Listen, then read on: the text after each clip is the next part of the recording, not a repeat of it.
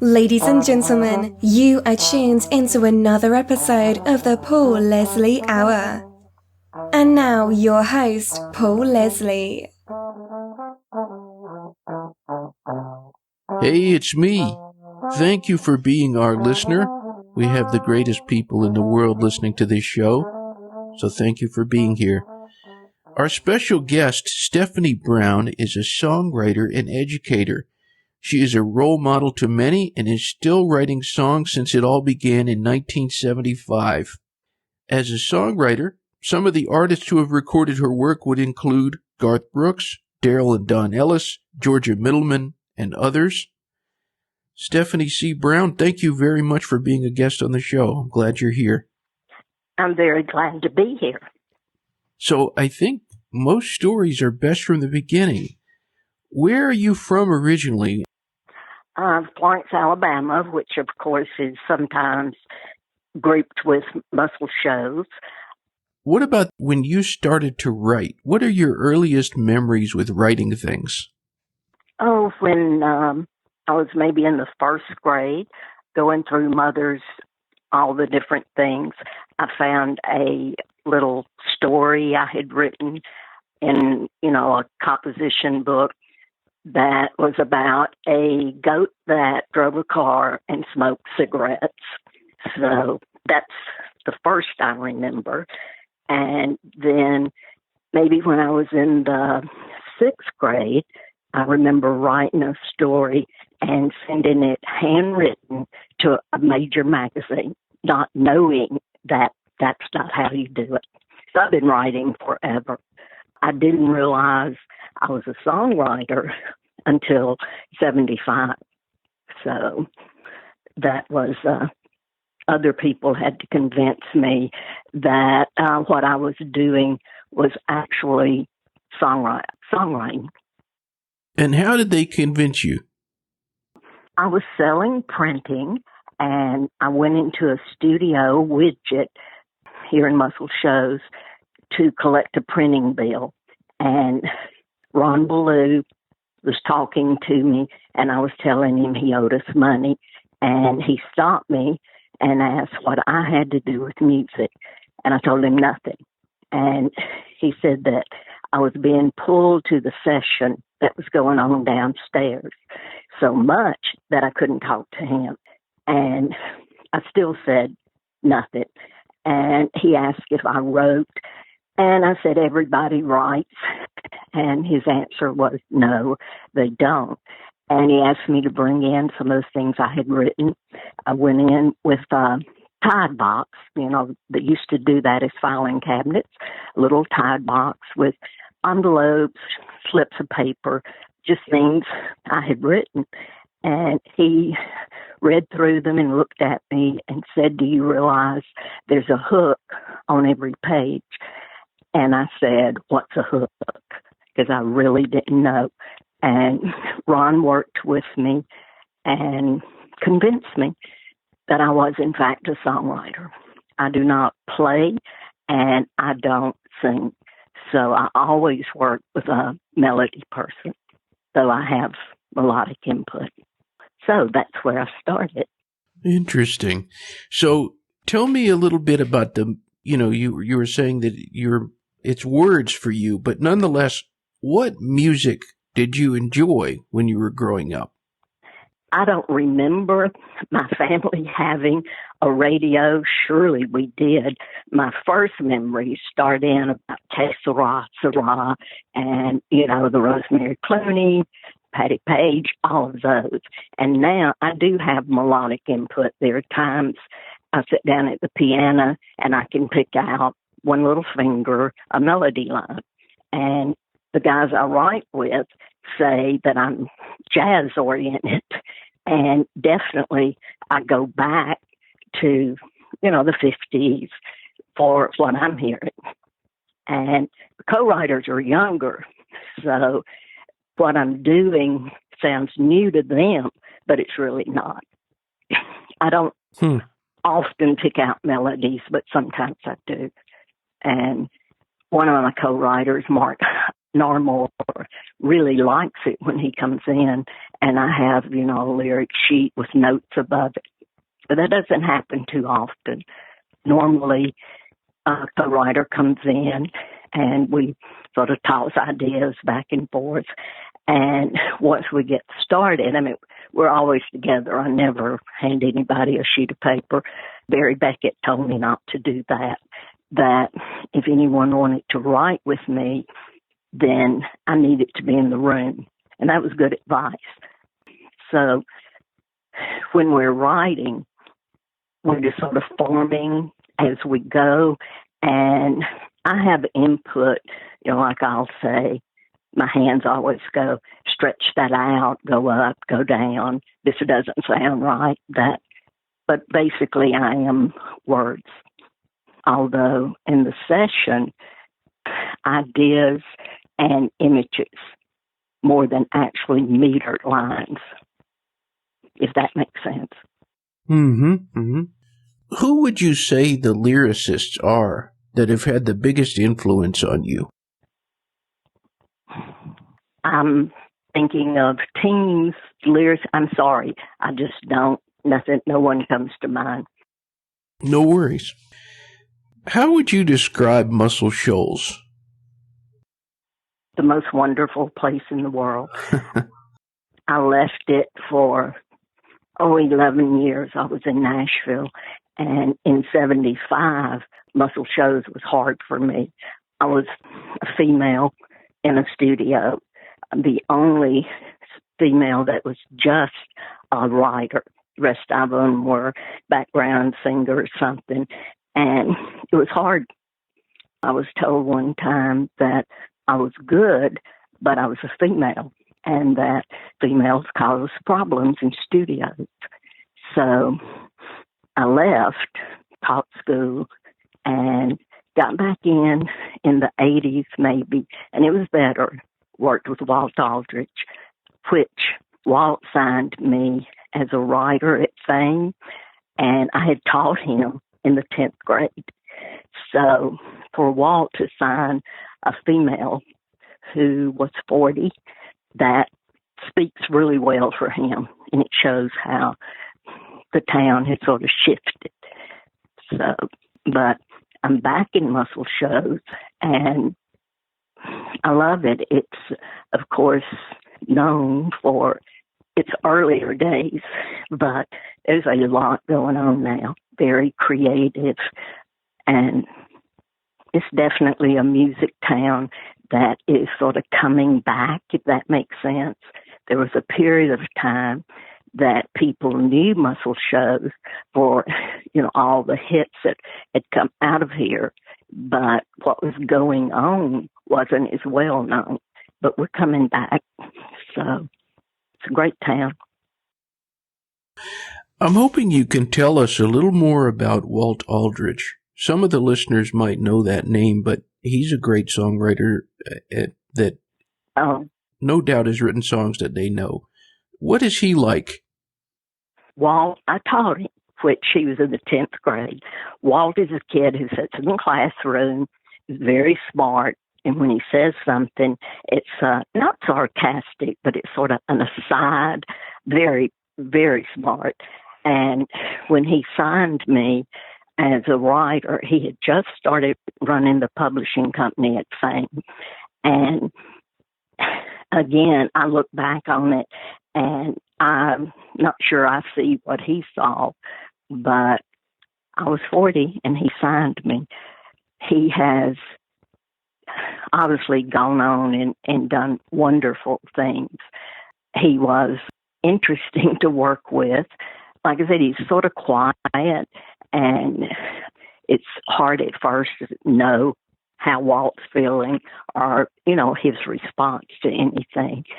But those first years, and this was like 82, something like that, he and I spent, I'd go in and Walt and I'd be in Studio B. So we spent a lot of time together. And I learned a lot about writing there. Tommy Brassfield was there, and of course Rick Hall. So that, I learned a lot there. But then I took a break. I have a love-hate relationship with the music business. I took a break, taught school, ended up going to Nashville, stayed there, came home, and was out of the music business for 12 years. People here didn't even know I was a writer because my friends, I was teaching at UNA, and they just didn't know. And then, when Garth got Entertainer of the Decade, he mentioned me. One of the first things he said was, I want to thank Stephanie Brown, where it all started. And then people knew that I was actually a songwriter, too. Sort of got off the Walt Aldridge question. No, but what you said was good here. Yeah. That break, you said it was 12 years that you weren't involved in the music business. So you didn't write any songs during that period? Not at all. Ah. That wasn't the first break I took. I got in 75. I stayed about 3 years, started teaching again. I was out that time, 5 years or so, got back in, stayed a little while, and then went to Nashville for 11 years, came home, went back one time, and then I came home, and 12 years I was out. I had had some experiences in Nashville that sort of broke my heart, and I came home, put all my files, all my tapes in storage, and I'd cry when I listened to my songs, and I just put them back and didn't touch them. So, like I said, love-hate relationship. And then when Garth came back, I realized that I didn't have my business taken care of, and that obviously I should. So I contacted the person I had worked with in Nashville, and Mike O'Rear came in and helped me get it back on track. And I went in, still I didn't intend to write. And I went into a studio because his grandkids had a session, went into Wishbone, Walt Aldridge, Mike Chapman. I mean, I knew everybody. And Will McFarlane wanted to write with me. So I told him I hadn't written anything. And I told him I would do it, but I had to have 3 ideas and be prepared before I came in. And it took me, a month before we got together, and hasn't stopped since then. So what does it feel like to write a song? It's the freest thing I've ever done. When you're writing a song, nothing exists except the people in the room with you and what you're creating. And I can't write with just anyone. I'm writing with, 7, 8 people now. And I have to connect with that person. So it's sort of like a therapy session. It's like creative. It's wonderful. Who was the first recording artist to record a Stephanie C. Brown song? Marie Osmond, the B-side of a single. I was at Fame at the time, and I wrote that song with Bob Gorfrerick, and, that was a big deal to me. And I haven't had a lot of cuts. I really haven't. Not as many as people think I have. But that was the first one. Oh, I take it back. The first one was with a band called, it was a little rock band, and they took one of my songs, and they sort of changed the meaning of the song, and it was, I want to slip into something more comfortable. And they sort of took the rock approach on it. So I think the first one, and then the Marie Osmond one. What did that feel like to hear a recording of something that you wrote for the very first time? I was excited. awed. It felt good. The one by the little rock band, I laughed because it was so sensual and they took it so, it was just funny. I was thinking clothes, they weren't. And I laughed. I mean, that was a funny experience, but I was glad to get the cut. Tell us about your experiences in Nashville. Nashville has a reputation from a lot of people that it's a very tough town. That's what I hear people say. What did you find Nashville to be like? I went in 85. I've already commented on in the 70s, music business was difficult for me as a female. I went to Nashville at Barry Beckett's suggestion because he has been definitely or was a mentor for me. And I feel like a red carpet was laid out for me. Looking back on it, I realized I had the benefit of people from Muscle Shoals who were already there talking about me. But I didn't realize that.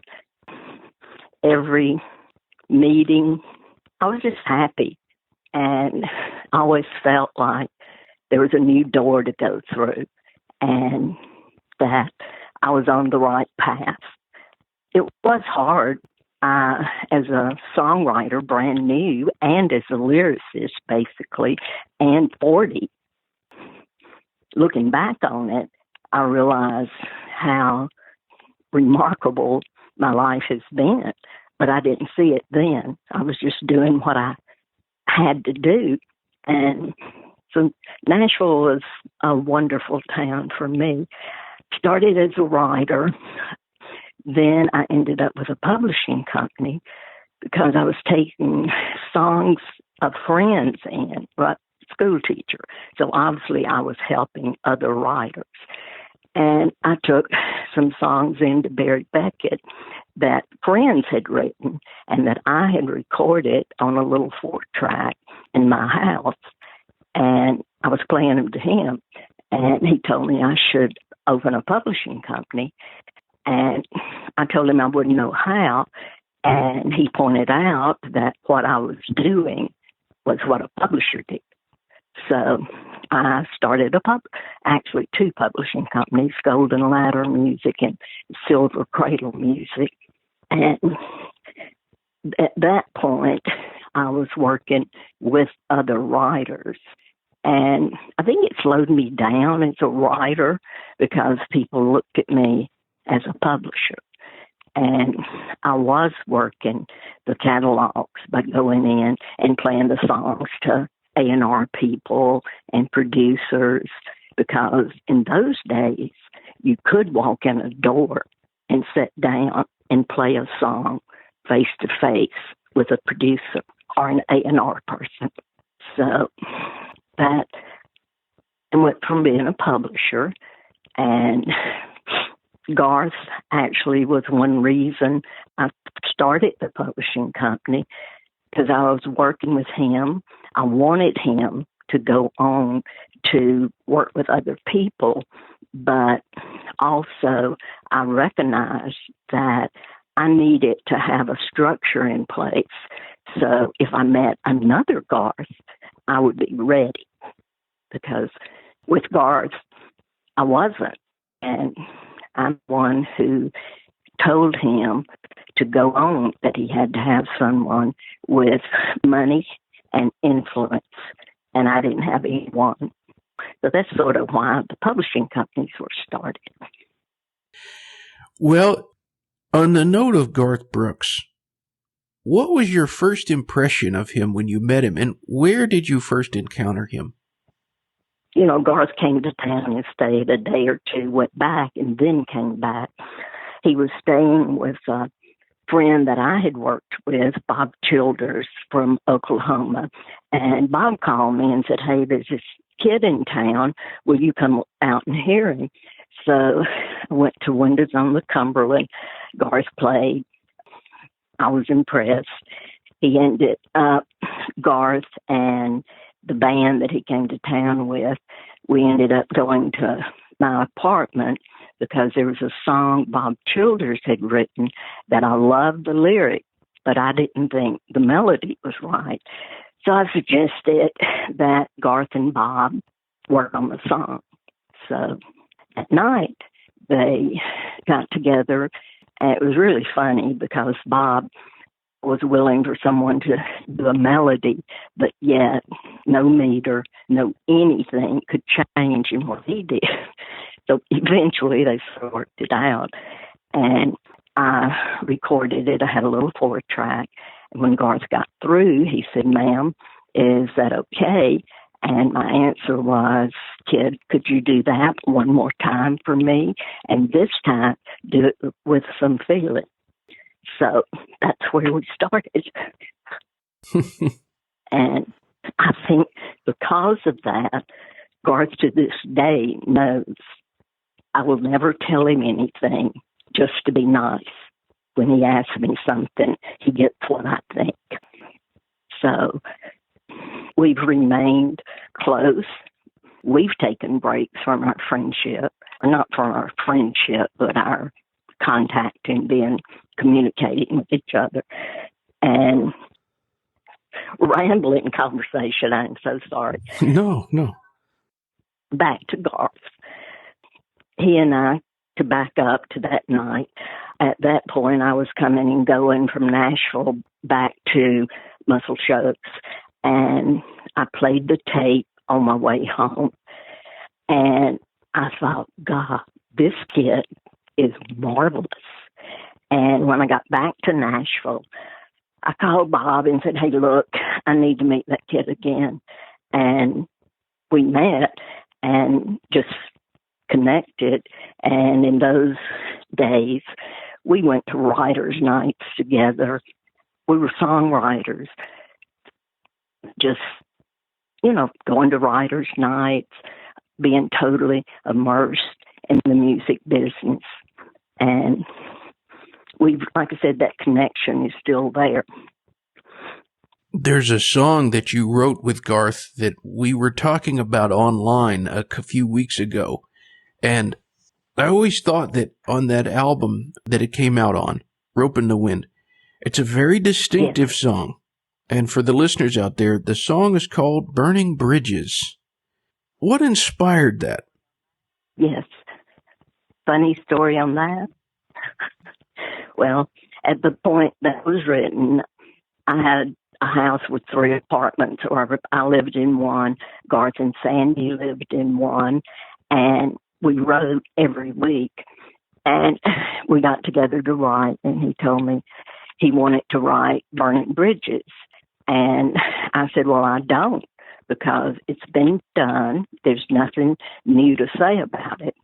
And, he sort of, I don't remember what we worked on that day. And the next week he came back and said, I know you don't want to write this with me, but listen. And he played me the first 2 lines. Yesterday, she thanked me for oiling that front door. This morning, when she wakes up, she won't be thankful anymore. And I said, yes, I'll write it with you. So we wrote it. He's wonderful to write with. Some people think that he just puts his name on things. He's one of the best writers I've ever written with. So that day, I remember, I can see him sitting on the couch with his guitar, and we were working on it, and the part I remember so well was getting the image of those ashes floating away. And I get sort of excited when I'm writing. So, I can remember saying, oh, I see a bridge burning and their ashes floating away. And of course, he immediately put it in, because my co-writers have to do the metering and rhyming usually. I'm getting better at that. Images and little lines. So we wrote the song. And when it was on the album, that wasn't necessarily the song we had written that I would have chosen, But I understand, looking back, I understand, yes, it was a really good song. Because when you write, the last song you wrote is the greatest one. And it's hard to have any perspective on your own songs. So I didn't realize how, great's not the word, but how people connected with that song. And it took me a while to realize what a good song it was. It is a good song, absolutely. This is always difficult when you ask writers of anything, books, songs, scripts. But could you say that there is a song of yours that means the most to you? That is a hard question. I've written one called One Moment, All Time. I wrote it with Mark Narmore. The melody started with me. In fact, he says the melody is mine because I had so much of it. Sort of jazzy. It makes the point that, when you love someone, that one moment, within that moment, all time, that song means a lot to me. Right now, I'm writing what I call my legacy songs because I'm 75.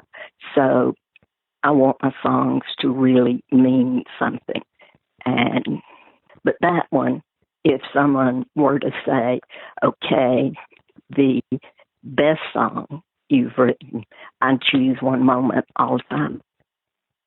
Have a full demo of it, but it's never been cut by anybody. Not yet. But, yeah, I'm truly in my legacy period. It's hard for me at this point to write a hook. I have to be invested in some way. I have to feel like the song is actually saying something, and that when people listen, it will say something that perhaps they couldn't say, because that's what every songwriter wants, is for other people to listen and say, wow, that's exactly how I feel. So, right now, very much I want songs that mean something, songs that will touch people. The person who works my catalog would be happier if I write the catchy, up-tempo, songs that are easy to pitch. But it's just not where I am right now. I'm hoping you can tell us about this thing that you're involved with. It's a monthly writers group. Yes, that sort of fell together. In Nashville, at Douglas Corner, I had a monthly show that was called Circle of Friends. And that one was sort of different because it was totally a showcase. The one I'm doing now, it's for songwriters only. Of course, with COVID-19, we're not meeting. We can't do this. But it's in a small art center, and only songwriters. We'd sit in a circle. The rule is no introductions. You give your name, but you don't talk about what you've done. You don't give a backstory for the song. Just one guitar goes around. You play your song. Guitar goes and you play another. Maybe 5, 6 in the audience. That invitation only for this, for songwriters and for the audience. And the group really became close. And a lot of co-writing started out of that. People, songwriters met other songwriters. And I think it did sort of start a new songwriter community. And one thing I was very proud of in it is some circles, we'd have at least half females, and that's unusual to see any writers around anything unless someone has made an effort. Generally, females are not as well represented. And sort of one songwriter would tell me they'd like to invite another songwriter, and I had to keep the number small because we were in one room, and it's a circle. So it's sort of limited on that. I think the first one, there were about 12 writers. And on that one, I called Will McFarlane, Mark Narmore, Michael Curtis, and I'm leaving someone out. And I told them, okay, this is our time to give back. And Will McFarlane more or less hosts, he doesn't host the MC or whatever. He's the one that starts it. And, so that was the first one, maybe 12 writers. And the last one we had like 22 or 23. It was getting to the point that I had to not include some people, not ask new people, because the sort of rule was once you've played circle, you can come, you play circle again. So I would send out Facebook, event notifications, and they had to let me know who was going to be there so I would know if I had extra seats. But that was, people said that it was almost like going to church. I was amazed how a writer would sit there and play a song, listen to over 20, play one more song, listen to over 20. But they did. It was total silence, just silence. And people played their maybe new song they weren't ready to play out, song that was so personal. It was really Circle of Friends song, Circle really turned into a really, I think, unique. Everybody said it was different than anything they had ever done. But yeah, I'm really proud of Song Circle because I see what some of the people who were pulled in, what they've done since then. And that started, I think we did 13 or 14 of them. And a lot of the writers almost all of them weren't, quote, hit songwriters. They weren't signed songwriters. They were just these people who wrote songs because they loved writing songs. And some wonderful artists, people were pulled in, and I couldn't help the fact that some of them were so great at guitar playing and singing, but somehow the ones who barely played, who maybe played with a shaking voice or whatever, it was open enough and warm enough that those people felt at home and willing to share.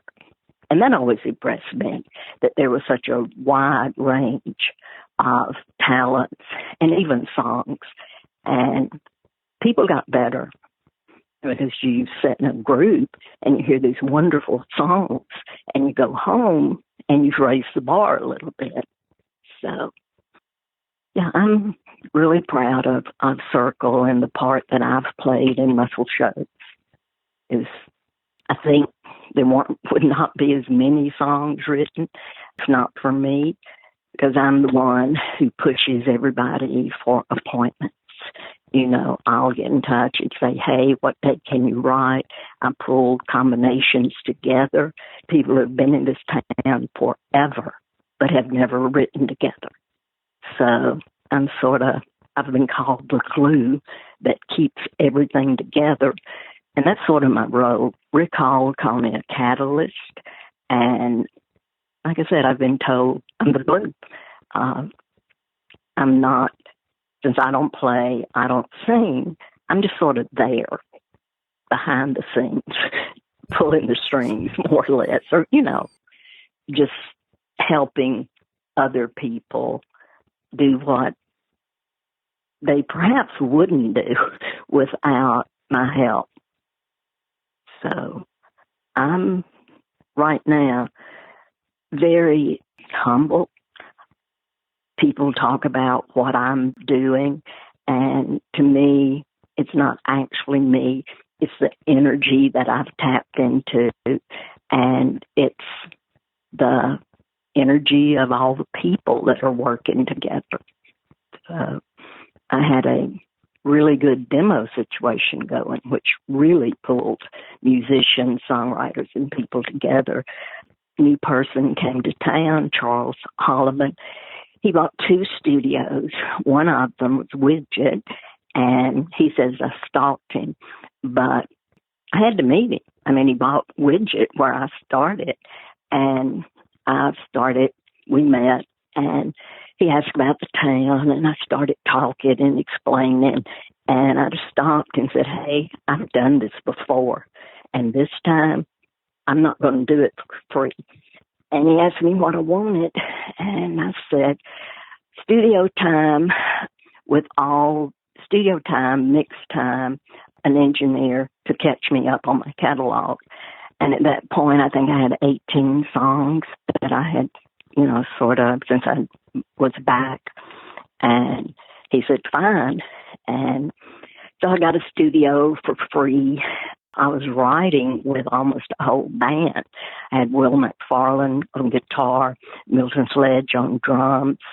We did call in David Hood for bass. And again, I'm leaving people out. But because the band had written some of the songs, it was a swap out. And we'd walk out with these wonderful demos, full demos. And it didn't cost people much of anything because they would play it on their own songs. And my part was that studio time. And at that point, we had something going that was I called it the East Avalon Gang. And you know how that goes. You have a group of people, and then sort of people go in different directions, and you still are close, but you're not working together all the time. And I'm known for my soup, so every session, there was a big pot of soup and pretty laid back. And people, I just believe in sessions where there are actually people on the floor, everybody cutting at the same time. And everyone, the musicians, it's already to the point that sometimes they were called in to put on a part on something that was already done. So those sessions really brought some people together, and we're all still close. And there's a lot of co-writing that goes on between that first, group. So I had Mike Curtis. And since then, I've started working with Cindy Walker, one of the Shoals sisters, which we go back to the very early Widget days. She came to town at 18, 17, and she was sent to Widget to write with me because she was so strong in melody and I was so strong in lyric. And so Cindy and I worked together at Widget, and then, she went on with the Shoals sisters, and I got out of music for a while, and we reconnected about 3 years ago, and now we write together in full circle. So that's going on with me a lot, the full circle situation. So, what would you say you're the most proud of? Actually, I was just doing a blog entry trying to figure that out. A lot of people, if asked about me, will say, I discovered Garth Brooks, that I'm involved in music. But when I look back on it, I was also a school teacher. And to me, that's more important. People have this love affair with the music, and they put more importance on that, I think, than on other things that are perhaps more important. But I've sort of changed and realized that, yes, my songwriting and my part in Garth's career, that has been important, and I've backed off of this attitude I want to be known for something I did, not for something Garth did. But I was at a concert, and he acknowledged me on the stage, and I was in the audience. And, they did the thing. My picture was on the big screen. And when I was leaving that concert, 4 or 5 people stopped me. And one of them said, without you, there might not have been a Garth Brooks. And that's not true, but that sort of changed how I looked at that, because he has done so much, and his songs mean something. And I'm really proud of Garth. And at that point, I just sort of realized that, yes, my time in Nashville, meeting Garth and what I did for him, he says I'm where it started. That is something to be proud of. So, yes, I've learned that perhaps what I'm doing in music is important. But it's taken the last 5 years for me to recognize that. Because I'm, being a teacher, you really give a lot and you influence a lot. So there was one time I'd immediately say teaching, but now I look at it and I see my part, understand more of what I've done for music and through Garth for the world. So I guess I am proudest of what I've done in music. Not of my own songs, but the influence I've had for other people. Because to me, that's what I do. I help people. I bring people together. I see other people's talents. And that and Garth, I would say, important. Of course, I'm a mother. Like I said, I've been a teacher. But you just sort of assume the family part is what you're proud of. That's just an assumption. I'm a mother. So, yes. I always like to give the guest the microphone at the end. You just never know who is listening. You never know who you're reaching at any time. But for anyone who's tuned in, wherever they are, whenever they hear this, what would you say to that person? Totally open-ended. Follow your heart. Find your passion. And it's not true that follow your passion and everything will work out. But you do have to be true to that passion. Some of my leaving the music business was because I tried to be something that I really didn't fit. And so I would tell a person, find out what you really love and do that. Find out what you lose yourself in. What, when you walk away from it, you feel good. So I guess find what you love to do, and don't block yourself with thinking what other people might think. Just do something for the art of it, because you can't always get paid for what you do, and other people are not always going to like what you do. But if you ever get to the point that you're doing it for the art of it, then you're happy. Well put. And that's why I'm in my legacy period, because I'm trying to pull together things I've done, not the commercial ones, but things that are from my heart and that I consider are art songs. Well, Stephanie C. Brown, thank you very, very much for giving of your time. Thank you for being a guest on the show. Well, you're more than welcome. And I'm sorry I rambled so much, but hopefully you found out or I shared things that will be interesting. I found it very interesting. Thank you very much. I really appreciate the opportunity. Okay. Thank you. And have a wonderful Saturday. Well, you too. All right.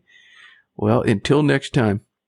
Okay. Thank you for listening to the Paul Leslie Hour. Hosted, written, and produced by Paul Leslie. Intro theme song, Alexander's Ragtime Band, written by Irving Berlin, performed by Dan Barrett. Outro scatting G-Things, improvised, performed, and produced by John Goodwin. Until next time. Goodbye.